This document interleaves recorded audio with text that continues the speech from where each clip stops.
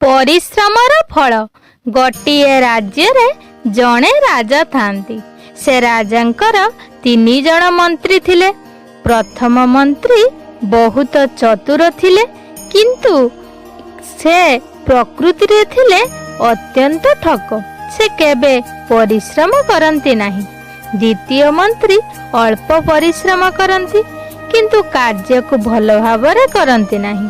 तृतीय मंत्री बहुत परिश्रमी थिले एवं से सबुबेले राजांकर कार्य को निजर कर्तव्य भावे करुथिले। थरे राजा 3 मंत्रींकर गोटिए परीक्षा करिवे बोली भाबिले।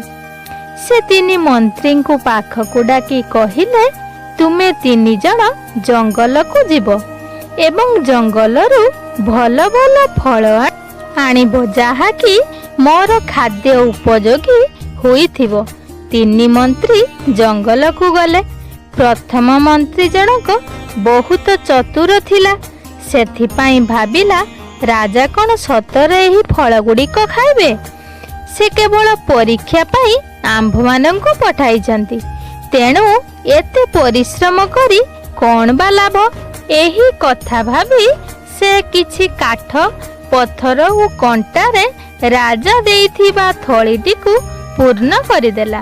द्वितीय मंत्री जनक भाबिले, राजा फल आनिबाकु कहिछंती, तेणु मु जदि पोका किबा पचा फल निए, राजा केबे एथिरे ध्यान देबे नाही। एही कथा भाबी से किछि पचा ओ पोका तळे पड़िथिबा फलरे थळीटिकु पूर्ण करिदेला। किंतु तृतीय मंत्री थिला बहुत परिश्रमी। से राजांकर आदेश को अक्षरे अक्षरे पालन करुथिला। सेथिपाई से जंगलरू गछ चढ़ी भल भल फल बाछि करी राजा देइथिबा थळीटी पूर्ण कला। शेषरे 3 जण राजांक निकटरे पहुँचिले। फल थळी गुड़िक राजांकु देले। राजा कहिले, वर्तमान तुम्भ मानंकु 15 दिन पाई बंदीशाला मध्यरे रखा जिवो एवं तुमे माने आनिथिबा फल गुड़िक खाई सेई 15 दिन बंचिबो। तुम मानकु कौनसी खाद्य द्रव्य दियाजिबो नाही, केवल जल ही दियाजिबो। राजांको आदेश को किए बा अवमानना करि पारिबो? तेणु मंत्री मानंको पाई अलगा अलगा 3टी बंदीशालार व्यवस्था करागला। सेही बंदीशाला रे 3 जण मंत्री रहिले।